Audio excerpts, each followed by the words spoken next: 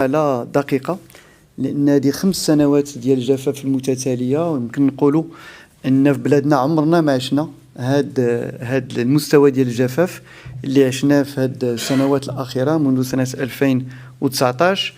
وبالطبع ملي تكون تراكم فتجعل أن الوضعية المنطلق تكون ضعيف. الإشكال علاش كان ضروري أننا نوضعوا السادة الوزراء والسيدات الوزيرات في الصورة ديال الوضعية اللي احنا فيها، لأن هاد الشهور الأولى فهي أبانت أننا متجهين لا قدر الله إلى سنة جافة أخرى، وهذا هو الإشكال الحقيقي اللي هو مطروح. وسمحوا لي نعطيكم بعض المعطيات باش نفهموا الوضعية اللي احنا فيها.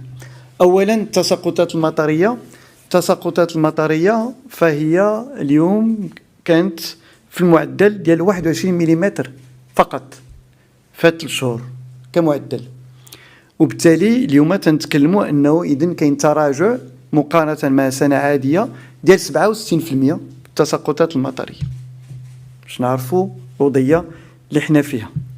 ثانيا وهو ان درجات الحراره فهي كانت كذلك مرتفعه. حنا تجاوزنا المعدل السنوي بدرجه و30 فات الشهور الاولى، وهذا بالطبع عنده وقع على التبخر والوضعية ديال السدود.